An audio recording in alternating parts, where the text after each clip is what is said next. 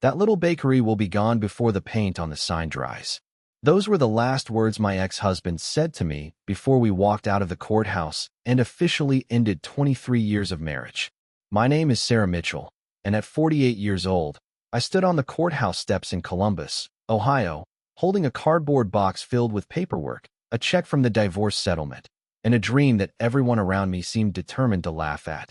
David adjusted the expensive suit jacket he always wore when he wanted to look important. A few of his friends from the real estate business stood nearby waiting for him. One of them smirked when he looked at the sketch of a bakery logo sticking out of my box. "Still planning to open that bakery?" he asked. Before I could answer, David laughed. "She is serious about it." The group chuckled. "A bakery," another man said. "In this economy?" David shook his head as if he were discussing a child making a foolish decision. Sarah has always been good at baking cookies for school events and church fundraisers. Somehow she convinced herself that makes her a business owner. More laughter followed. I felt my face grow warm, but I refused to react. For years I had listened to David explain why his ideas mattered and mine did not. For years I had watched him dismiss my opinions before I finished speaking. The divorce papers changed my legal status, but they did not instantly erase the habits built over 2 decades. I simply nodded and tightened my grip on the cardboard box. "Good luck, Sarah," David said as he turned away. "You are going to need it." Then he walked toward his luxury SUV while his friends followed behind him. None of them looked back. I stood alone on those courthouse steps for several seconds. The autumn wind tugged at my coat. Cars moved through downtown traffic. People hurried past without noticing that my entire life had just changed. Inside the box I carried was a worn recipe notebook that once belonged to my mother. The cover was faded. Several pages were stained with flour and vanilla extract. Most people would have seen an old notebook. I saw the beginning of my future. 2 weeks later, I signed a lease on a small storefront in a quiet shopping plaza on the edge of town. The building had been vacant for nearly a year. The floors needed work. The walls needed paint. The oven I purchased was secondhand and older than some of the employees I hoped to hire one day. But when I stood in the middle of that empty space, I could already imagine customers lining up for fresh pastries. I could smell cinnamon rolls baking before sunrise. I could hear conversations over coffee and warm muffins. Most importantly, I could see a life that belonged entirely to me. The problem was that dreams cost money. After paying legal fees and securing the lease, my savings account looked frighteningly small. Every dollar mattered. I painted walls myself. I assembled shelves myself. I spent evenings watching tutorial videos about small business accounting because I could not afford a consultant. Some nights I drove home exhausted and wondered if David had been right. Then I would open my mother's recipe book and remember why I started. The bakery was never just about bread or cookies. It was about proving that I was capable of building something of my own. Opening day arrived on a cold Monday morning in January. I woke up at 4 o'clock and drove through dark streets toward the shop. Snow rested lightly on the sidewalks. The town was still asleep. Inside the bakery, I switched on the lights and stared at the sign above the counter. Mitchell's Bakery. My name. My business. My responsibility. My future. I baked continuously for hours. Blueberry muffins. Cinnamon rolls. Chocolate chip cookies. Fresh sourdough bread. By 7 o'clock, everything looked perfect. Then I waited. And waited. And waited. The first customer did not arrive until nearly 8:30. She purchased a single muffin and a coffee. The second customer came 40 minutes later. By lunchtime, I had served only 7 people. As afternoon sunlight faded through the front windows, doubt began creeping into my thoughts. What if David had been right? What if everyone else saw something I could not? Just before closing time, an elderly woman entered the bakery. She ordered a slice of apple pie and sat near the window. After taking one bite, she smiled. Then she waved me over. "Honey," she said softly, "this tastes exactly like the pie my mother used to make." I thanked her and returned to the counter. She had no idea what those words meant to me. That single compliment carried more value than an entire day of sales. As I locked the front door that evening, I looked around the nearly empty bakery and made a promise to myself. I would open again tomorrow, and the day after that, and the day after that, no matter how many people doubted me, no matter how many times I felt afraid. Because for the first time in my life, I was no longer building someone else's future. I was building my own. The next 3 months tested every ounce of determination I possessed. Every morning began at 4 o'clock. Every night ended long after most people had gone to bed. I baked before sunrise, cleaned after sunset, and spent every spare moment searching for ways to attract customers. Some days were encouraging. Many were not. There were afternoons when I watched people walk past the bakery without coming inside. There were evenings when I counted the cash register and wondered how long my savings would last. Yet every time doubt threatened to overwhelm me, I remembered the look on David's face outside the courthouse. Not because I wanted revenge, because I refused to let his opinion become my future. One Saturday morning, a local church ordered 20 pies for a community fundraiser. It was the largest order I had received since opening. I worked nearly 18 hours preparing everything. When the organizer arrived to pick up the pies, she sampled a slice and smiled. "These are incredible," she said. "Where did you learn to bake like this?" I thought about my mother and her recipe notebook. "From someone who believed food should make people feel at home," I replied. The following week, several people from the fundraiser visited the bakery. Then they brought friends. Slowly, customer by customer, something began to change. The dining area no longer looked empty all day. Familiar faces started appearing regularly. I learned names, favorite orders, and family stories. The bakery became more than a business. It became part of the community. Still, growth was painfully slow. One afternoon, I received an unexpected phone call from my former sister-in-law, Karen. We had always gotten along well despite the divorce. "I saw your bakery online," she said. "You have an online page?" I laughed. "A very small one. That needs to change." Karen worked in marketing for a regional retailer. Over coffee, she explained how businesses were reaching customers through social media. Until then, I had treated the internet like an afterthought. My focus remained on recipes, ovens, and customer service. Karen convinced me to start posting photographs of fresh pastries and behind-the-scenes videos from the bakery. At first, it felt awkward. I was a baker, not an internet personality. Yet within weeks, something surprising happened. People began sharing the posts. Customers uploaded pictures of birthday cakes. Families posted photos of weekend breakfast visits. The bakery slowly developed a personality beyond its walls. One evening, after closing, I sat alone reviewing the week's sales. For the first time since opening, the numbers showed a modest profit. Not a life-changing amount. Not enough to relax, but enough to prove the business could survive. I stared at the report for several minutes before allowing myself a small smile. Then my phone buzzed. The caller ID displayed David's name. We rarely spoke unless necessary. I considered ignoring the call. Instead, I answered. "Hello. I heard your bakery is still open," he said. "It is." His tone carried the same casual confidence I remembered from our marriage. "Good for you. Most businesses like that do not make it 6 months." I looked around the bakery. The chairs were stacked. The ovens were cooling. The display cases were nearly empty because customers had purchased most of the inventory. "We are doing fine," I replied. David chuckled softly. "Fine is not exactly success." There was a time when a comment like that would have ruined my entire evening. This time felt different. "Maybe not," I said calmly. "But it is a start." After ending the call, I expected frustration. Instead, I felt something unexpected. Freedom. For years, I had measured myself against David's expectations. Now I was measuring myself against my own goals. The difference changed everything. As spring arrived in Ohio, the bakery continued growing. Not dramatically, not overnight, just steadily. Every satisfied customer led to another recommendation. Every recommendation created another opportunity. Most people looking at my little bakery still saw a small local business. What they could not see was the foundation quietly forming underneath it. And while the world remained focused on how small my bakery was, I was beginning to discover how large my future might become. By the end of my first year in business, the bakery looked nothing like the struggling shop I had opened on that snowy January morning. The sign outside was the same. The recipes were the same. But everything else had changed. Customers now filled the tables most weekends. Local offices ordered breakfast trays for meetings. Parents requested custom cakes for birthdays and graduations. For the first time, I hired 2 part-time employees because I could no longer manage every task alone. Even then, I still arrived before sunrise most mornings. Success had not made the work easier. It simply gave the work purpose.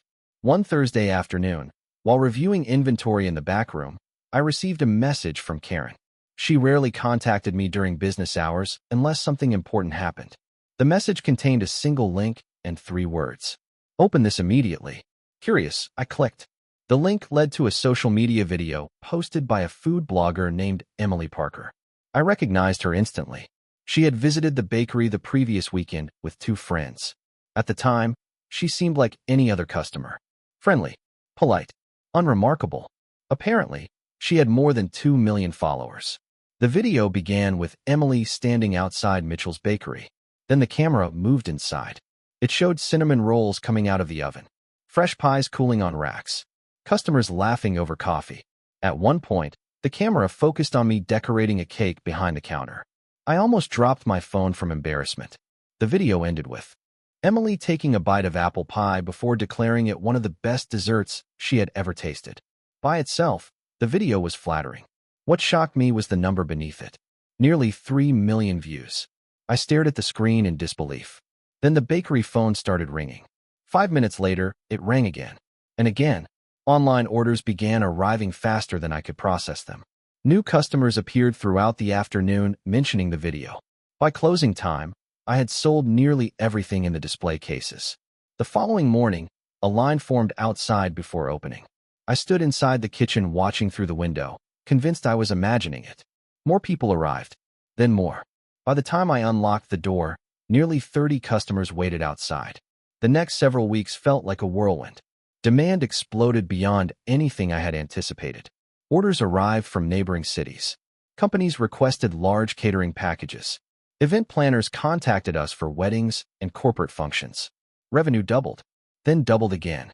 Every evening, I returned home physically exhausted yet unable to sleep because my mind raced with possibilities. For years, I had focused entirely on survival. Suddenly, growth became the challenge. One evening, after reviewing sales reports, I realized something remarkable. The bakery had generated more revenue in a single month than I originally projected for an entire year. The realization frightened me almost as much as it excited me. Growth creates opportunities, but it also creates risk. Expanding too quickly destroys many businesses. I knew that, which meant every decision suddenly mattered more. Around that time, I ran into David unexpectedly at a grocery store. It was the first time I had seen him in months. He pushed a shopping cart through the produce section while talking on his phone. When he noticed me, he seemed surprised. "Sarah, David." He ended his call and glanced at the bakery logo embroidered on my jacket. "I heard you got lucky with some internet video." I smiled politely. It definitely helped. He shrugged. "Trends come and go." The old version of me might have argued. Instead, I simply nodded. "Maybe." David seemed disappointed by my lack of reaction. "Just be careful. A few good months do not make a real company." There it was again. The assumption that success belonged to other people. The belief that anything I accomplished must be temporary. Yet this time, his words carried no power. Because every morning I unlocked the bakery doors and saw evidence of progress with my own eyes. "Thank you for the advice," I said. Then I continued shopping. As I walked away, I realized something important. David still viewed my bakery as a hobby that accidentally succeeded. He had no idea what was happening behind the scenes. He did not know I was meeting with commercial suppliers. He did not know I was studying expansion models. He did not know I had begun exploring locations for a second store. Most importantly, he did not know that the dream everyone once laughed at was quietly becoming something much larger than a neighborhood bakery. And as summer approached, I found myself standing in front of architectural drawings for a second location, realizing that the future I once hoped for was beginning to arrive much sooner than anyone expected. Opening the second location was the most frightening decision I had made since signing the lease on my first bakery. The original shop was finally stable. Customers arrived consistently. Revenue continued growing. The safest choice would have been protecting what I already built. But every report I studied pointed toward the same conclusion. Demand exceeded capacity. If I wanted the business to keep growing, I needed to think bigger. The new location opened 18 months after the first one. It sat in a busy retail district nearly 40 miles from the original bakery. Unlike my first store, this location attracted attention immediately. The social media audience had continued expanding. Customers traveled from neighboring cities. Some arrived carrying screenshots of pastries they wanted to try. Others came simply because friends recommended the bakery. Standing inside the second store during opening week felt surreal. I remembered sitting alone in the first bakery wondering whether 8 customers in a day was enough to survive. Now both stores struggled to keep products in stock. The growth created new challenges. Hiring became a constant responsibility. Training employees required time and patience. Supply chains needed careful management. Every success introduced another problem to solve. Yet for the first time in my life, those problems belonged entirely to me. I welcomed them. One evening, while reviewing financial reports with Karen, she leaned back in her chair and smiled. "Do you realize what is happening?" she asked. "What do you mean? You keep talking like you own a bakery." I laughed. "I do own a bakery." Karen shook her head. "No, you own a company." The distinction surprised me. Until that moment, I still thought like a baker who happened to run a business. Karen saw something larger. 2 locations, she continued. Dozens of employees. Regional shipping. Corporate catering. Brand recognition. "Sarah, this stopped being a small bakery a long time ago." Her words stayed with me for days. Maybe she was right. Maybe I had been so focused on daily operations that I failed to recognize how far the company had come. A few months later, an opportunity appeared that changed everything again. A regional grocery chain approached us about carrying several of our best-selling products. At first, I assumed the proposal was unrealistic. Supplying 2 bakeries already stretched our resources. Adding retail distribution sounded impossible. Yet after several meetings, detailed projections, and careful planning, the partnership moved forward. Suddenly our products appeared in stores across multiple states. Revenue increased dramatically. More importantly, awareness of the brand expanded beyond anything I imagined. During that same period, I occasionally heard updates about David through mutual acquaintances. His real estate business remained successful, though not growing as rapidly as before. Every so often, someone mentioned that he had seen another article about my company or heard another interview on local television.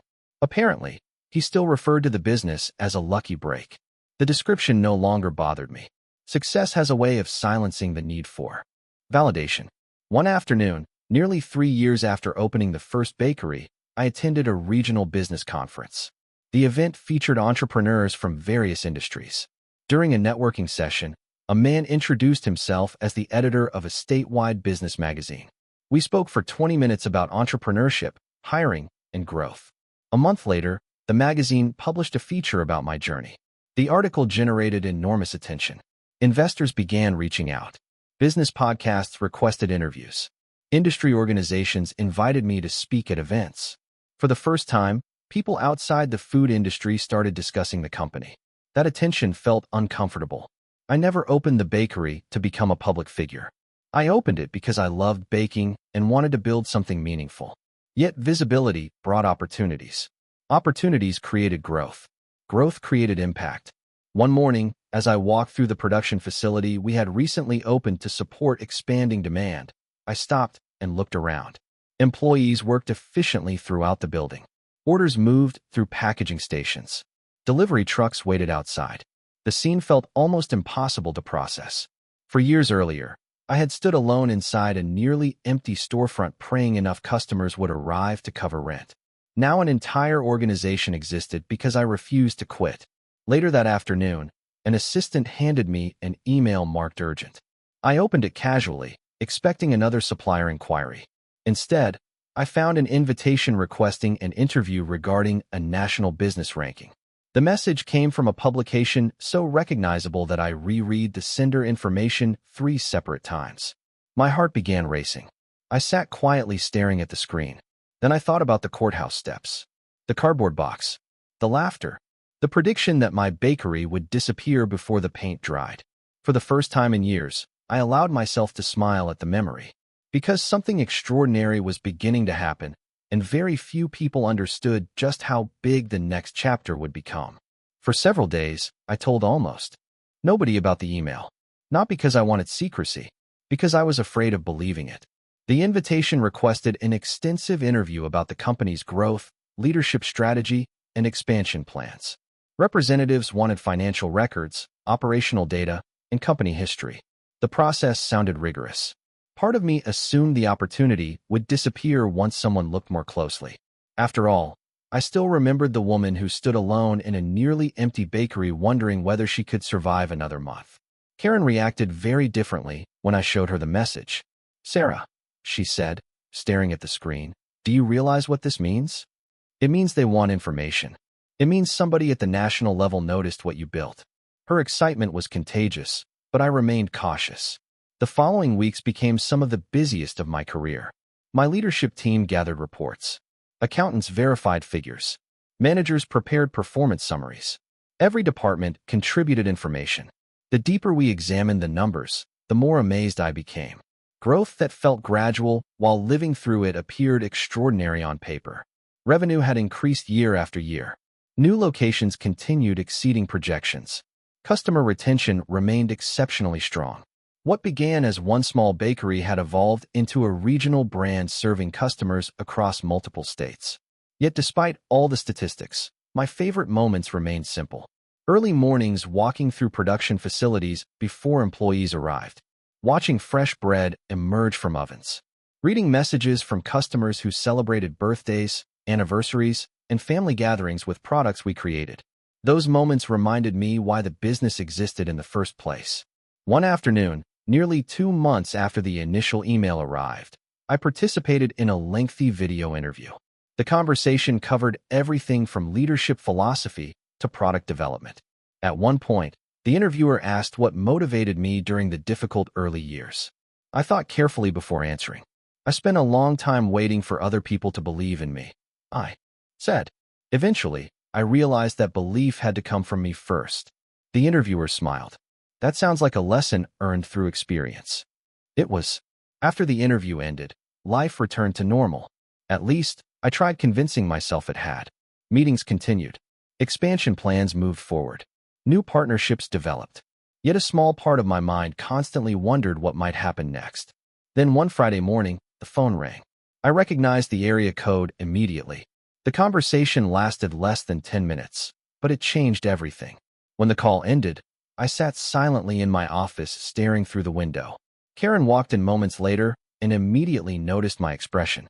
"What happened?" she asked. I handed her a sheet of paper. She read it once, then again. Then she covered her mouth. Oh my goodness. The company had officially been selected for a major national ranking. The announcement would not become public for several weeks, but we had been notified in advance. Even then, I did not fully understand the scale of what was happening.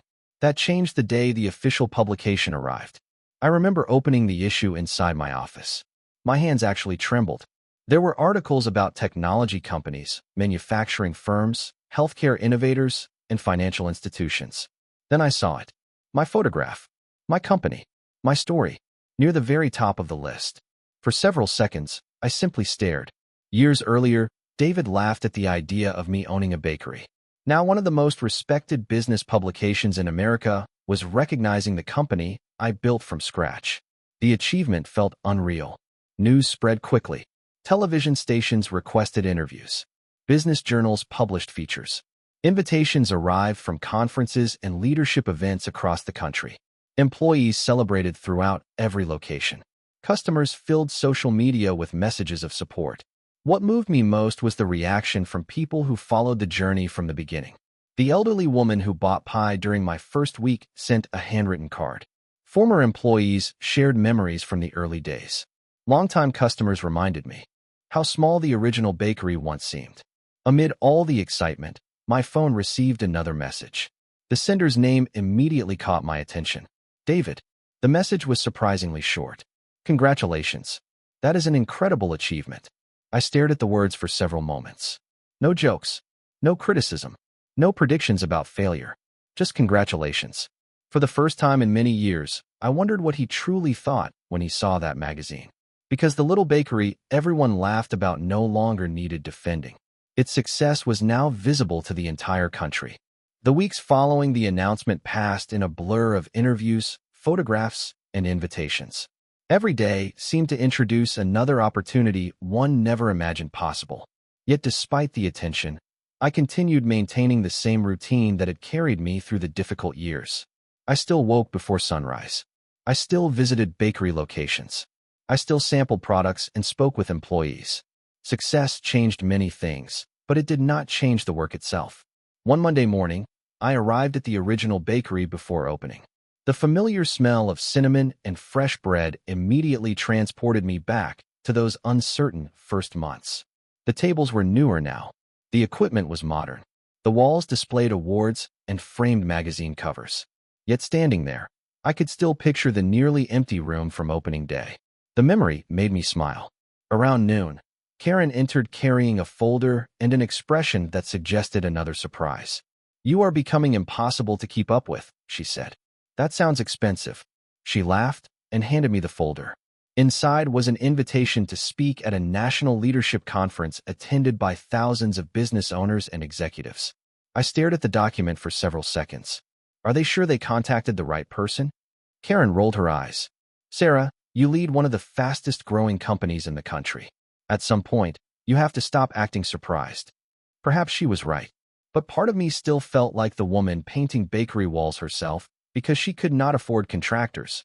That version of me never completely disappeared. A month later, I traveled to Chicago for the conference. Walking into the convention center felt overwhelming.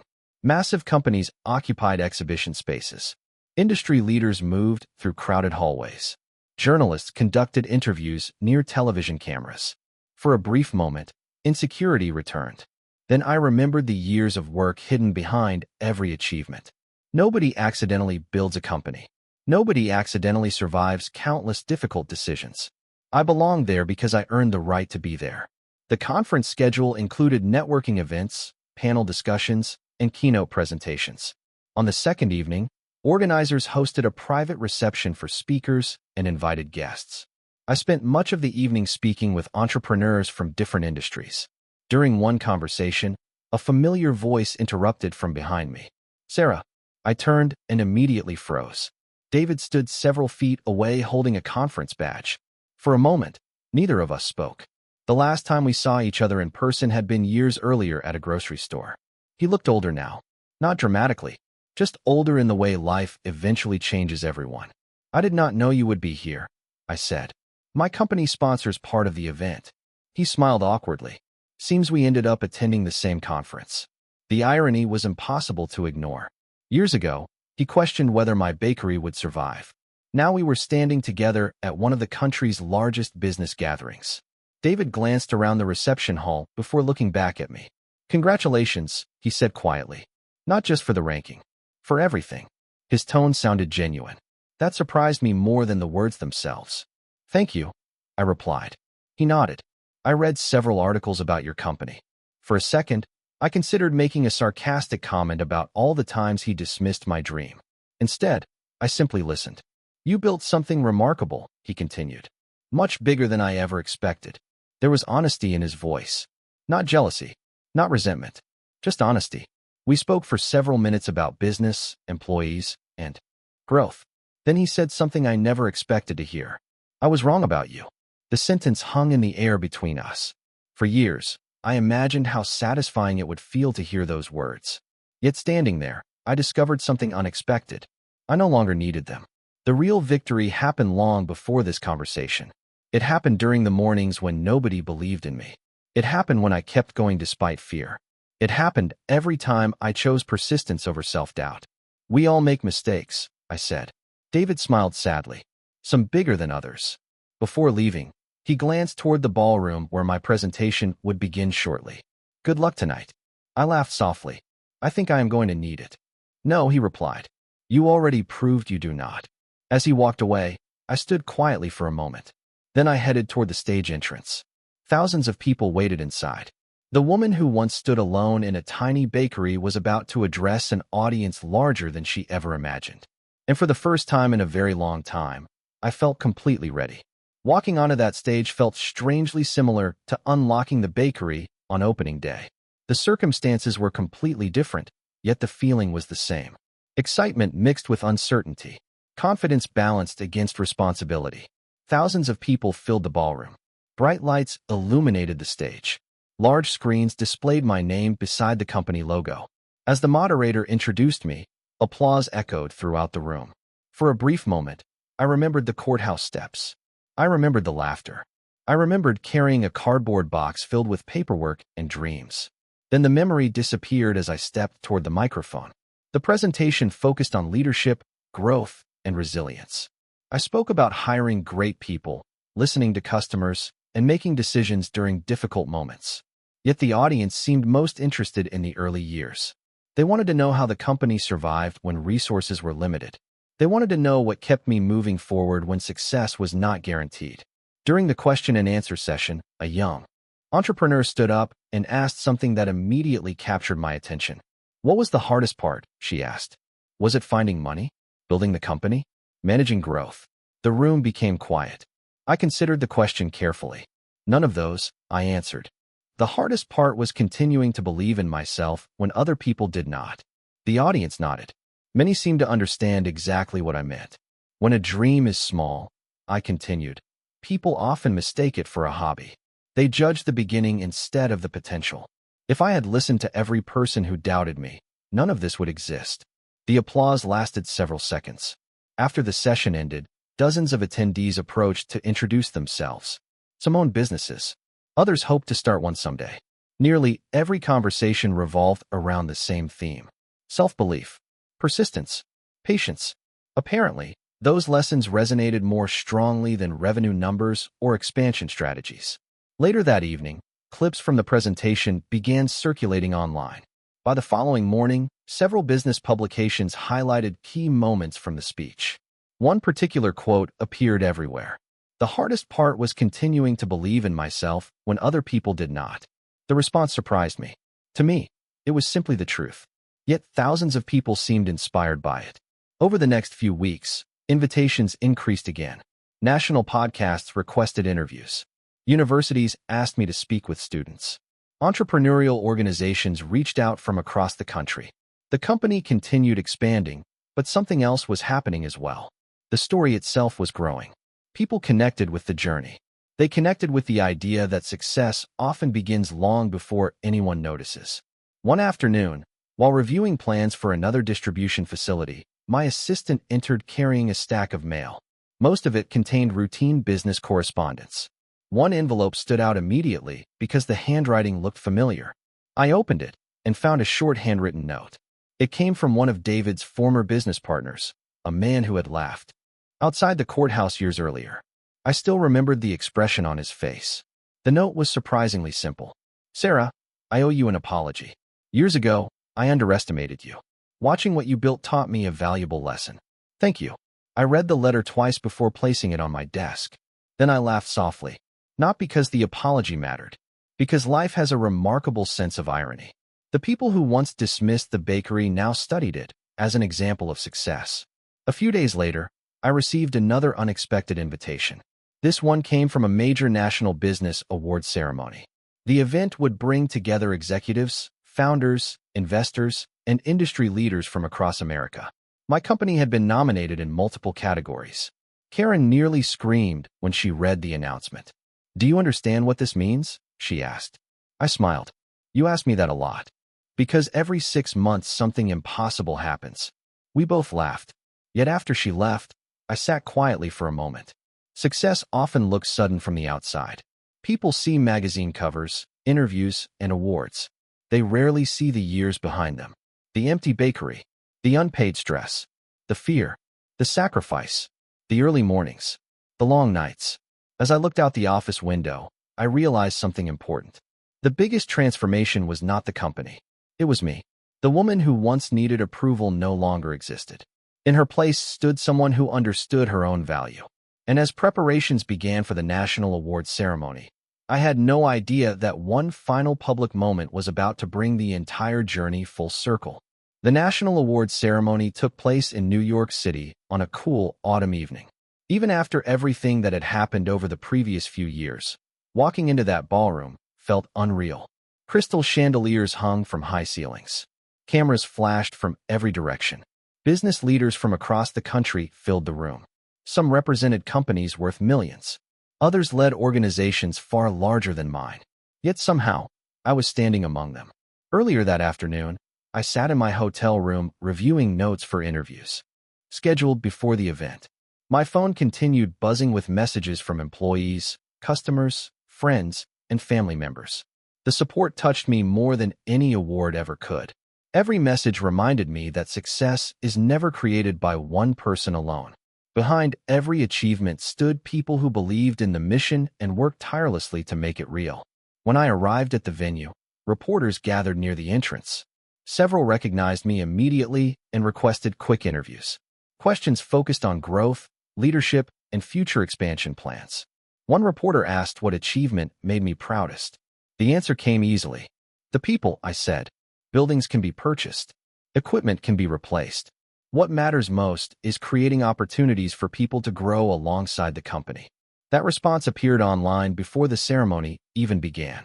Throughout the evening, I found myself introduced to executives whose names appeared regularly in national business publications. Many already knew the story. Several mentioned reading articles about the company. Others referenced speeches or interviews I had given during the past year. Each conversation felt encouraging, but also slightly surreal. Years earlier, I would have considered these moments impossible. During the reception before dinner, I noticed a familiar figure standing across the room. David. He was speaking with several people near a large display featuring nominees from various categories. Unlike our previous meeting in Chicago, there was no awkwardness this time. We exchanged a brief greeting and continued separate conversations. The simple interaction revealed how much had changed. The past no longer controlled the present. Later, guests moved into the main ballroom for the awards presentation. Large screens displayed company logos and highlights from each nominee's journey. I sat at a table surrounded by members of my leadership team. Karen occupied the seat beside me. Every few minutes, she squeezed my arm and whispered excited comments about the event. Her enthusiasm remained exactly the same as it had been when she first convinced me to take social media seriously years ago. As categories were announced, applause echoed throughout the room. Winners delivered speeches. Cameras moved constantly. Then one of the major awards approached. A short video began playing on the large screens. Images from company facilities appeared. Interviews with employees followed. Customers described how the business impacted their communities. Finally, my own voice filled the room as clips from previous interviews played. Watching the presentation felt emotional. Not because of recognition, because every image represented a chapter of the journey. The first bakery, the second location, the production facility, the people, the growth, the struggles hidden behind each milestone. When the presenter opened the envelope and announced the winner, the room erupted in applause. For a second, I remained frozen in my chair. Karen immediately stood and hugged me. Other team members followed. Everything happened so quickly that the walk to the stage felt like a blur. Standing behind the microphone, I looked out across hundreds of faces. Then I noticed something unexpected. Near the back of the ballroom, David was standing and applauding along with everyone else. The sight lasted only a moment, but it carried a strange sense of closure. I began my speech by thanking employees, customers, and supporters. Then I shared a lesson learned through experience. There will always be people who measure your future by your current circumstances, I said. They will see where you are and assume they know where you will end up. Do not let their limitations become your own. The audience responded with enthusiastic applause. As I continued speaking, I realized something important. This moment was never about proving anyone wrong. It was about proving what was possible. When the ceremony ended, countless conversations followed. Photographs, interviews, congratulations. Yet the most meaningful part of the evening happened much later. Alone in my hotel room, long after the celebration ended, I placed the award on a table and looked out across the city lights. Then I thought about the small bakery that started everything. The journey was far from over. In many ways, it felt like an entirely new chapter was just beginning. Returning home after the award ceremony should have felt like the conclusion of a long journey. Instead, it felt like the beginning of a new responsibility. Recognition brought visibility, and visibility brought expectations. During the weeks that followed, messages arrived from aspiring entrepreneurs across the country. Some owned small businesses. Others were still dreaming about starting one. Nearly all of them asked the same question. How did you keep going when success seemed impossible? The truth was never complicated. I simply kept showing up. Every day, every challenge, every setback. Looking back, persistence often mattered more than talent. One morning, while visiting the original bakery, I noticed a young employee training a new hire. Watching them reminded me of how much the company had evolved. In the beginning, every recipe, every customer interaction, and every decision passed directly through me. Now entire teams handled responsibilities that once seemed overwhelming for a single person. Growth was no longer measured only by revenue. It was measured by people developing confidence and skills of their own. Later that week, Karen and I reviewed expansion plans for the next 5 years. Several opportunities looked promising. New markets continued expressing interest in the brand. Strategic partnerships offered additional possibilities. Yet something felt different inside me. For years, my focus centered on proving that the business could survive. Then it shifted toward proving the company could grow. Now another question emerged. What kind of legacy did I want to leave behind? The answer arrived unexpectedly during a visit to a community college near Columbus. Administrators invited me to speak with students studying business and hospitality management. After the presentation, a young woman approached me. She explained that she worked 2 jobs while attending school and hoped to open a bakery someday. Her voice trembled slightly as she described the challenges she faced. Then she said something I would never forget. Your story made me believe my dream is not ridiculous. For a moment, I could not speak. Because years earlier, I desperately needed someone to tell me the same thing. On the drive home, I kept thinking about that conversation. Success had opened doors for me, but perhaps its greatest purpose was helping others believe in themselves. That realization influenced several important decisions. Over the following months, the company launched scholarship programs, mentorship initiatives, and partnerships with local schools. We created opportunities for students interested in entrepreneurship, baking, and business management. The programs required investment, but the return could not be measured on financial statements. Every time I met a young person pursuing a dream, I saw a reflection of the woman I used to be. Around this same period, David contacted me again. This time, he requested lunch. The invitation surprised me.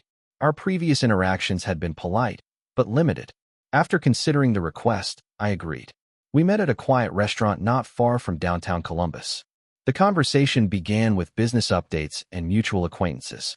Eventually, however, it moved toward more personal territory. I have been thinking about something for a long time, David said. Probably longer than I should have. I listened without interrupting. He stared down at his coffee before continuing. When we were married, I spent so much time focusing on my own ambitions that I stopped paying attention to yours. The honesty in his voice felt genuine. I should have encouraged you, he continued. Instead, I dismissed ideas that mattered to you. Several years earlier, those words might have carried enormous emotional weight. Now they felt different. Not because they lacked meaning, because healing had already happened. We were both different people back then, I said. David nodded slowly. Maybe, but I still regret it. We spoke for nearly an hour before parting ways. As I walked back toward my car, I felt an unexpected sense of peace. Not because the past had changed. The past never changes. Peace came from realizing that I no longer carried it with me. The hurt, the doubt, the need to prove something to someone else had gradually disappeared. In their place stood gratitude. For the journey itself. That evening, I returned to the original bakery after closing. The lights were dim. The room was quiet. I sat alone at a corner table and looked around. This little space changed everything. Not because it made me successful, because it taught me who I was capable of becoming. And as another ambitious chapter began unfolding before me, I understood something clearly. The greatest reward was never the awards, the headlines, or the recognition. It was discovering that the person who believed in me most was finally myself. The months that followed brought a level of stability I once believed existed only in other people's lives. For years, every decision carried uncertainty. Every investment involved risk. Every expansion required faith. Now the company operated with experienced leadership, strong financial foundations, and a culture that reflected the values that inspired its creation. Yet despite the outward success, I found myself spending more time thinking about the early days. Perhaps that happens when people finally have enough distance to appreciate how far they have traveled. One Saturday morning, I arrived at the original bakery before anyone else. The sun had barely risen. The streets remained quiet. I unlocked the front door and stepped inside. The familiar scent immediately brought back memories of opening week. I could almost see the younger version of myself standing behind the counter worrying about rent payments and customer traffic. Back then, Every small victory felt enormous. A positive review, a repeat customer, a profitable week. Those moments seemed tiny compared to national recognition, yet they mattered far more than most people realized. Success is built from ordinary victories repeated consistently over time. Later that morning, several longtime customers stopped by. Many had supported the bakery from the beginning. One elderly gentleman pointed toward a framed photograph hanging near the entrance. It showed the bakery during its first year. The building looked modest compared to what the company had become. "I remember that day," he said. "You looked terrified." I laughed. "That is because I was terrified." He smiled. "You hit it well." Conversations like that reminded me why the journey mattered. People were not inspired by awards. They were inspired by persistence. They recognized themselves in the struggle. They understood what it meant to keep moving forward when outcomes remained uncertain. During the following weeks, I began organizing company archives. Photographs, business plans, handwritten notes, supplier contracts, and early marketing materials filled several storage boxes. One afternoon, while sorting through old documents, I found the original notebook that belonged to my mother. The cover appeared even more worn than I remembered. Flour stains remained visible on several pages. I sat quietly turning through recipes she carefully recorded decades earlier. Some became company bestsellers. Others never reached customers at all. Yet every page represented something larger than food. They represented belief. My mother never owned a business. She never appeared in magazines. She never accepted awards on national stages. But she believed ordinary people could accomplish extraordinary things through dedication and character. Without realizing it, she taught me lessons that eventually shaped an entire company. A few days later, I received an invitation to participate in a televised interview focused on entrepreneurship and leadership. The program reached millions of viewers nationwide. During preparation meetings, producers reviewed my story and discussed possible questions. One producer asked something unexpected. "If you could return to that courthouse parking lot years ago and speak to yourself for 30 seconds, what would you say?" The question stayed with me long after the meeting ended. That evening, I sat alone reflecting on the answer. Eventually, I realized it was surprisingly simple. I would tell myself not to waste energy proving people wrong. I would explain that true confidence comes from building something meaningful, not from winning arguments. Most importantly, I would remind myself that the opinions of others cannot determine the limits of my future. When the interview aired, that answer generated a tremendous response. Viewers sent thousands of messages. Many shared personal stories about rejection, failure, and perseverance. Reading those messages became one of the most rewarding experiences of my career. For every success story visible to the public, countless others were still being written quietly behind the scenes. One evening, after reviewing correspondence, I walked through the production facility and watched employees finishing their shifts. Some had worked with the company for years. Others joined recently. Together, they represented hundreds of families, careers, and opportunities that did not exist when the bakery first opened. As I looked around, I finally understood something that had taken years to learn. The company was never really about me. It was about creating value for others. It was about giving people reasons to believe. And as another year approached, bringing new goals and new possibilities, I felt grateful for every challenge that once seemed impossible. Because without those difficult beginnings, none of the remarkable chapters that followed would ever have been written.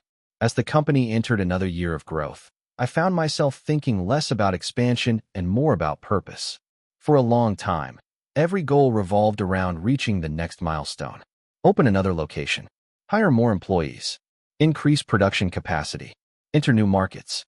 Those objectives helped build the business, but eventually I realized that success without purpose feels incomplete.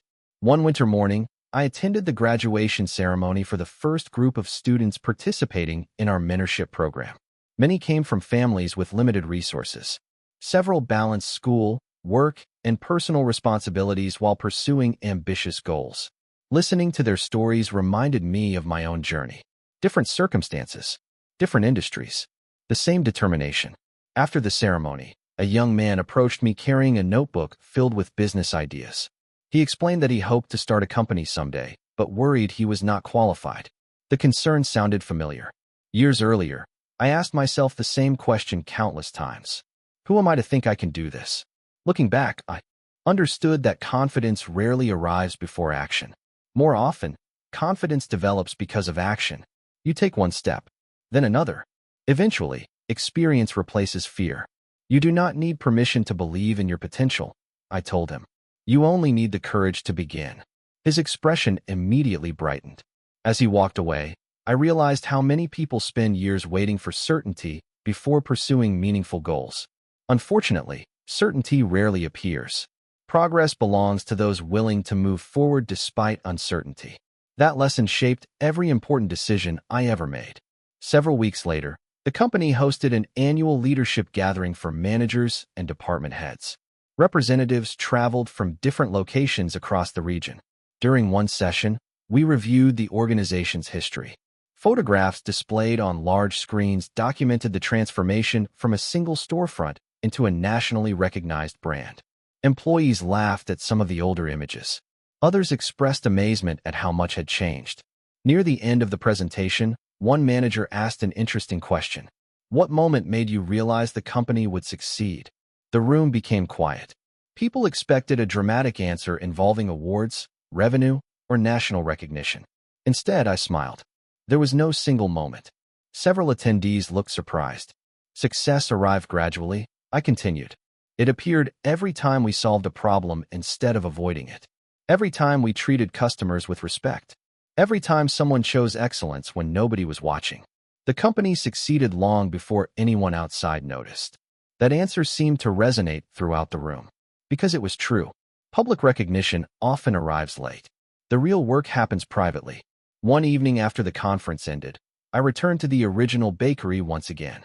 The location remained special to me despite everything that followed. I ordered a cup of coffee and sat near the same window where customers gathered during those uncertain early months. Outside, snowflakes drifted slowly through the evening air. The scene looked remarkably similar to the winter when the bakery first opened. For several minutes, I simply watched people pass by. Some hurried home from work. Others carried shopping bags or spoke with friends. Most had no idea who I was. They did not know the story. They did not recognize the company founder sitting quietly near the window. Surprisingly, I enjoyed that anonymity. It reminded me that success does not change the fundamentals of life. People still seek purpose. Relationships still matter. Character still determines how we treat others. As I finished my coffee, my phone displayed a message from Karen. It contained a photograph taken years earlier. The image showed me standing alone inside the original bakery on opening day. The counters were full. The chairs were empty. Hope and uncertainty occupied the same expression on my face. Beneath the photograph, Karen wrote a simple sentence. "Look how far you have come." I stared at the image for a long moment before placing the phone back into my pocket. Then I looked around the bakery and smiled. Because the greatest achievement was never becoming successful. The greatest achievement was becoming the kind of person who kept moving forward even when success seemed impossible. And that lesson would remain valuable long after every award, headline, and accomplishment eventually faded into memory. Spring arrived earlier than usual that year. Trees around Columbus began turning green, while customers filled bakery patios and outdoor seating areas. Business remained strong, but my attention increasingly shifted toward something different. Growth no longer felt like a destination. It felt like a tool, a way to create opportunities, support communities, and encourage people who once doubted themselves. One afternoon, I received an invitation to attend the grand opening of a small bakery in a neighboring town. The owner was a young woman who participated in one of our mentorship programs. She explained that hearing my story gave her the courage to pursue her own dream. I accepted immediately. On the day of the opening, I arrived quietly and stood near the back of the crowd. The excitement in the room reminded me of my own first day years earlier. Fresh pastries filled display cases. Family members took photographs. Customers lined up near the register. Most importantly, hope filled every corner of the building. When the owner introduced me to the audience, she shared a sentence that stayed with me long after the event ended. "Sometimes people do not need money, connections, or perfect timing," she said. "Sometimes they simply need proof that success is possible." Driving home that evening, I thought about how many people spend years carrying dreams they never pursue. Fear convinces them to wait. Doubt convinces them to settle. Criticism convinces them to stop before they begin. I understood those feelings better than most. After all, there was a time when a single dismissive comment nearly convinced me to abandon everything. The difference between then and now was not talent. It was persistence. A few weeks later, the company held its annual employee celebration. Hundreds of team members gathered from different locations. Looking around the room, I felt overwhelmed with gratitude. Bakers, managers, drivers, customer service representatives, production specialists, accountants, marketing teams. Every person contributed to the success people often associated with a single individual. During my speech, I focused less on achievements and more on appreciation. Every company tells a story, I said, but stories are never written by one person alone. The applause that followed belonged to everyone in the room. After the event, employees shared memories from different stages of the journey. Some remembered joining when the company had only one location. Others recalled the challenges of rapid expansion. Listening to those stories reminded me that growth affects real lives, not just financial reports. Months passed. New projects launched. Existing operations continued improving. Yet despite everything happening around me, I often found myself returning to the original bakery. Something about that place grounded me. It reminded me where everything started. One quiet evening, shortly before closing time, I sat near the front window watching customers come and go. Families laughed together over desserts. Friends shared coffee and conversation. Children pointed excitedly at display cases filled with pastries. None of them knew the full story behind the business. And that was perfectly fine. What mattered was the experience they carried home with them. As closing time approached, one employee handed me an envelope. "This came earlier today," she said. Inside was a handwritten letter with no return address. The writer explained that they had been struggling through a difficult period and nearly abandoned a personal goal they cared deeply about. After hearing my story during an interview, they decided to keep going. The letter ended with a simple sentence. "Thank you for reminding me that beginnings do not predict endings." I folded the letter carefully and placed it back into the envelope. Then I looked around the bakery one more time. The tables, the lights, the customers, the employees, everything that existed because one person chose not to quit. In that moment, I finally understood the true meaning of success. It was never about recognition. It was never about awards. It was never about proving anyone wrong. Success meant creating something capable of helping others believe in themselves. And as I switched off the lights and prepared to leave for the evening, I realized that the dream which began in uncertainty had become something far more valuable than I ever imagined. It had become a source of hope, and there is no achievement greater than that. Several months later, I found myself standing exactly where the entire journey began. The original bakery looked beautiful that morning. Sunlight streamed through the front windows. Fresh pastries filled the display cases. Customers chatted over coffee while employees prepared for another busy day. Everything felt familiar, yet completely different from the uncertain beginning that started it all. Earlier that week, the company celebrated another year of growth. New locations continued performing well. Community programs expanded.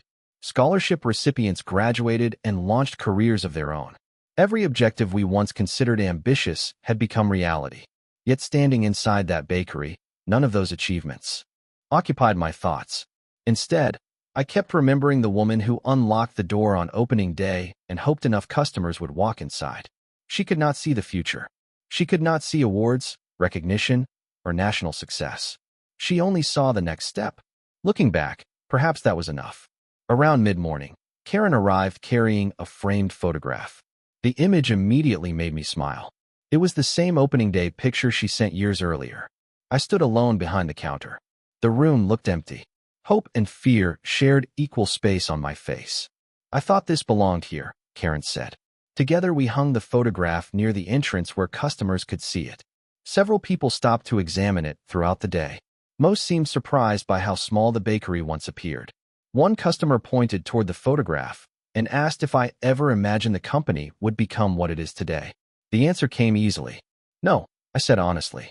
"I only imagined making it through the first year." We both laughed. Yet the response reflected an important truth. Success rarely requires seeing the entire path. Often it only requires seeing the next step clearly enough to keep moving. Later that afternoon, I received an unexpected message. David had sent a photograph of an article featuring the company's latest community initiative. Beneath it, he wrote a short note. "You built something that helps people. That matters more than any award." I stared at the message for several moments.